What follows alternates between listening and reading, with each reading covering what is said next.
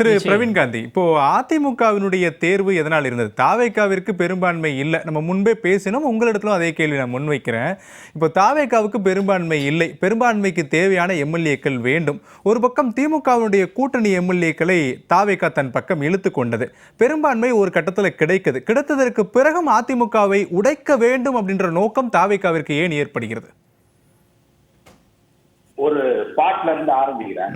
ஏன்னா உரிமை குரல்னு ஒரு படம், எம்ஜிஆர் வந்து அப்போ கட்சியில இருந்து வெளியே வராரு, புரட்சி தலைவர் கட்சியில இருந்து வெளியே வராங்க. ஒரு தாய் வயிற்றில் வந்த உடல் நிலத்தில் கொஞ்சம் பிரிவு வந்தால் பின்பு உறவு வரும் அப்படின்னு ஒரு ரொம்ப டபுள் மீனிங்ல பாடிப்பாரு அந்த பாட்டு. அந்த பாட்டை பாடி இன்று அதிமுகவை இணைக்கக்கூடிய சக்தி உள்ளவர் யார்? இந்த கேள்விக்கு சரியான பதில் இல்லாத வரை, தலைமை சரியில்லாத வரை இதுதான் நிலைமை. ஏனென்றால் ஏடிஎம்கே என்பது அந்த ஒரு கரிஸ்மா, நம்ம சார் சொன்னாங்க, கரிஸ்மா என்பது வந்து ஒரு சின்ன பாயிண்ட் தானே. நோ, ஏடிஎம்கே பொறுத்த வரைக்கும் கரிஸ்மா தான் ஃபர்ஸ்ட். அது எம்ஜிஆர் புரட்சி தலைவரை ஸ்கிரீன்ல பார்த்து அவர் நல்லவர்னு பிக்ஸ் ஆனா அவர் நல்லவர். அடுத்து ஜெயலலிதா மேடம் எம்ஜிஆரால் உருவாக்கப்பட்டவர், நல்லது செய்வார் நம்புறான், அந்த அம்மா மேக்சிமம் செஞ்சுட்டு போனாங்க. அந்த மாதிரியாக வளர்ந்த ஒரு கட்சிக்கு எடப்பாடி இவ்வளவு பெரிய எடையை தூக்கி செல்லும் சக்தி இருக்கிறதா திரு எடப்பாடி அவர்களிடம்? இல்லை. முதல்ல நீங்க ஒத்துக்கணும். 4 வருஷம் நீங்க ஆட்சியை எப்படி ஆண்டீங்க? மத்திய அரசு உங்களுக்கு அந்த நேரத்தில் டிஎம்கே ஆஃப் பண்ணி வைக்கணும். அதனால மத்திய அரசு உங்களை கையில வச்சுக்கிட்டு 4 வருஷம் அப்படியே தள்ளினீங்க. அந்த நேரத்தில் ஒரு எதிர்ப்பு, ஒரு கலைஞர் இருந்தா நீங்க 65 சீட்டு 70 சீட்டு வாங்கியிருப்பீங்களா? அங்க கொஞ்சம் வீக்கான ஒரு ஸ்டாலின் இருந்தார், திரு ஸ்டாலின் இருந்தாரு, நீங்க எதிர்கட்சி தலைவரா வந்தீங்க. இவ்வளவுதான் திரு எடப்பாடி அவர்களுடைய எடை. முதல்ல இதை நீங்க எடை போடுங்க. ஒரு தலைவன் என்பவன் தன்னையும் தன்னை சார்ந்து இருப்பவர்களையும் எடை போட தெரிஞ்சு வச்சுக்கணும். நீங்க அந்த நிலையை தெரியவில்லை என்றால் நீங்க எப்படி இது பண்ணுவீங்க? இப்போ நீங்க கேட்ட கேள்விக்கு வர சார், ஜெயா டிவி அந்த வார்த்தை ஜெயாமா, அந்த மரியாதையா சொல்ற வார்த்தை இன்னைக்கு விஜயா அப்படின்ற மாதிரி ஆகி போச்சு. காரணம் என்னன்னா அந்த ஜெயா அப்படின்ற அந்த ஆளுமை இல்லை. அதனால தொண்டர்களும் அந்த கட்சியில் இருந்த முக்கியமான சம்பாதிச்சவங்க இல்ல பதவி ஆசையில் இருந்தவங்க, தொடர்ந்து தன்னுடைய ஆளுமையை செலுத்தணும்னு நினைக்கிறவங்க, தலைமை சரியில்லாதப்ப என்ன சார் பண்ணுவாங்க? போவாங்க. இல்ல பிரவீன் காந்தி, தலைமை சரியில்லை அப்படின்னு சொல்லி அதிமுகவிற்குள்ள பிளவு ஏற்படுகிறது, அவர்களும் வெளியில வராங்க. அந்த பிளவை தாவேகா பயன்படுத்தி கொண்டது சரியான நேரத்துல. ஆனா எந்த கட்சியை விமர்சித்து தாவேகாவுடைய தலைவர் விஜய் பிரசாரம் செய்தாரோ அதே கட்சியினுடைய எம்எல்ஏக்கள் மட்டும் விஜய்க்கு மீண்டும் வேண்டுமா தேர்தலுக்கு பிறகு அப்படின்ற ஒரு கேள்வியும் எழுதல. அதான் சார், அந்த இடத்துல அண்ணன் எப்ப சாவா திண்ண எப்ப காலியாவோ அந்த கணக்கு இல்ல. வேற என்ன கணக்கு அப்படித்தானே இருக்கு. என்ன பண்ணிருப்பாங்கன்னா சார், எனக்கு ஆல்ரெடி 121 சீட்டு இருக்கு, என்னை பாதுகாத்துக்க முடியும். அப்பதான் நீங்களா வந்து ஒரு ஆஃபர் கொடுக்குறீங்க. என்ன ஆஃபர் கொடுக்குறீங்கன்னா, நாங்களும் வந்து கூட சேர்ந்துக்கிறோம் சொல்லும் போது அந்த 25 பேர் திரு சி.வி. சண்முகம் சார் தலைமையில வராங்க, பண்ணாங்க.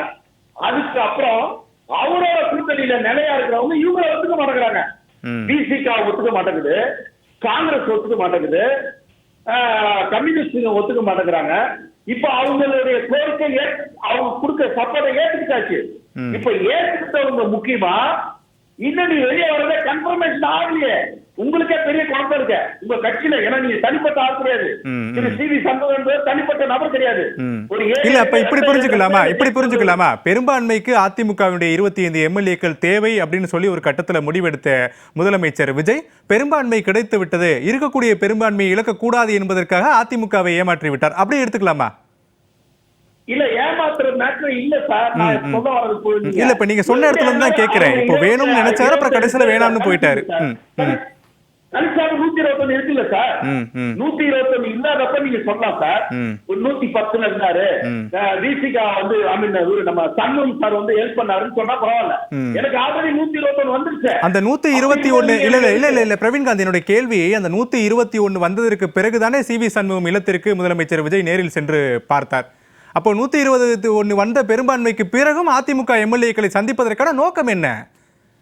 அதற்கு முன்பு சந்திப்பது வேறு, பெரும்பான்மை கிடைத்ததற்கு பிறகு சந்திப்பது வேறு இல்லையா? நான் சொல்றேன் சார். என்னவா இருந்ததுன்னா திரு சண்முகம் சாருடைய இதுவா என்னவா இருந்ததுன்னா, நாங்க ஆனஸ்டா எங்களுடைய கட்சியில எல்லாரையும் கூட்டு வரோம். நல்லா கேட்டுங்க, எல்லாரையும் கூட்டு வரோம். ஏன்னா யாருமே அங்க வந்து மனநிறைவா இல்ல. நாங்க 5 வருஷம் பதவியில இல்ல, 10 வருஷம் இருந்தோம், 5 வருஷம் இல்ல. இதுக்கப்புறம் நாங்க இருப்போமான்னு தெரியல. அதனால நாங்க எல்லாருமே வளர்ந்து சொன்னவரு அதை நம்பிதான் சரி வந்தா நல்லது தானே, வந்தா நல்லது தானே, நிம்மதியா வேலை செய்யலாம்ல அப்படின்னு போனது உண்மை. ஆனால் முழுவதுமாக 45 பேரையும் கூட்டு வர திரு சண்முகம் சாரால முடியல. அவர்தான் வந்தார், பாதி பேர் தான் வந்தாங்க. அவருக்கே சிக்கல் வருது. என்ன சிக்கல் வருது? சபாநாயகர் கிட்ட அவர் லெட்டர் கொடுக்குறாரு, இவர் லெட்டர் கொடுக்குறாரு. சோ நான் வேலையே செய்ய முடியாம இந்த பஞ்சாயத்துக்கே நேரம் சரியா இருக்குமான்ற ஒரு பயம் வரணும்ல. ஒரு முதல்வருக்கு வருமா வராதா? அப்ப முதல்வர் என்ன முடிவு எடுக்கிறாருன்னா, என்ன சொல்லிப்பார் நான் நம்புறேன்னா, இதுக்கு ஒரே முடிவுதான், நீங்க இதை கிளியர் பண்ணிட்டு வாங்க. அதாவது ராஜினாமா பண்ணிட்டு வாங்கன்னு சொல்லியிருக்காரு, அப்படிதானே? கிளியர் பண்ணிட்டு வாங்கன்னா ராஜினாமா பண்ணிட்டு வாங்க, நான் சேர்த்துக்கிறேன். கூட உங்களுக்கு பத்தாது இல்ல சார். இப்போ சட்டம் இன்னொன்று பாயின்னு சொல்றாங்க. அதாவது 20 வருஷத்துக்கு அவங்க நிக்க கூடாது அப்படின்னு ஒருவேளை அப்படி வந்ததுன்னா அவங்க திரு சண்முகம் சாருடைய லைஃப் அந்த நம்பி வந்தவங்களுக்கு தப்பாய் போயிடும் இல்லையா? அதெல்லாம் திரு விஜய் அவர்களுடைய அறிவுரையா இருக்காது. இவங்களாக எடுத்த முடிவாக இருக்கும். அப்போ சார் எல்லாருக்கும் ஒண்ணுதான் சார். சரி முடிங்க. 10 வருஷம் தொடர்ந்து மினிஸ்டரா இருந்தவங்க சார். நீங்க வந்து வெளியே இருந்து ஆதரவு கொடுத்துக்கிட்டு எப்படி சார்? நானும் உள்ள வரணும் ஆச்சரியமா இருக்காரா? சரி, ஏடிஎம்கே ஆதரவு பார்த்தோம். இந்த தேர்தல் கணக்கு முன்னாடினா ஏடிஎம்கே தான் வரும்னு நினைச்சோம். ஏன்னா சரியான கூட்டணி கூட வந்து எல்லாரும் தினகர் எல்லாம் வந்துட்டாங்க. சரி, ஓகே. பார்த்தா விஜய் வேற ஒரு ட்விஸ்ட் அடிச்சாரு. விஜயோட பலம், அவரோட கரிஷ்மா வேலை செஞ்சிச்சு. சரி, ஓகே. கரிஷ்மா வேலை செஞ்ச உடனே கரிஷ்மாவோடு கரைந்து கொண்டு வந்து புத்திசாலித்தனம் போனாங்க. அப்படிதான் இது நடந்திருக்கே தவிர திரு விஜய் அவர்களுடைய கேள்விகளை திருப்ப இல்லை சார். சரி, ஓகே. திரு பிரவீன் காந்தி, சுருக்கமா உங்களுடைய நிறைவான கருத்து. கோயில் இல்லாத இடத்துல குடியிருக்க வேணாம். இது வந்து நமக்கு ரொம்ப காலகாலமா சொல்றது. கோயில் இல்லாத இடத்துல குடியிருக்காங்க. அதே மாதிரி நல்ல தலைமை இல்லாத இடத்துல மக்கள் தொண்டர்கள் இருக்க மாட்டார்கள். முக்கியம். இது வரைக்கும் எப்படியோ ஒப்பாத்தி கொண்டு வந்துட்டீங்க. இப்போ தலைமையை எதிர்பார்த்து தவம் கிடைக்கிறது அதிமுக. இதுதான் கான்செப்ட். சரி, அந்த தலைமைக்கு திரு எடப்பாடி அவர்கள் தகுதியானவரா என்று பார்த்தால் சற்று கம்மியாகத்தான் இருக்கிறார். அப்ப அவர் என்ன பண்ணுனா, TT Dhinakaran sir, Sasikala madam, OPS எல்லாரையும் கூப்பிட்டு கட்சியை காப்பாற்ற வேண்டியது உங்களுடைய கடமை. கிட்டத்தட்ட 80 லட்சம் டிராவல் பண்றாரு திரு எடப்பாடி பழனிசாமி அவர். அந்த கட்சியை காப்பாத்துறதுக்கு அதுதான் நீங்க பண்ற விசுவாசம். திருப்பி என் தலைமையில தான் நடக்கணும்னா அதுதான் இல்லையே. மக்கள் வேணான்ட்டாங்க.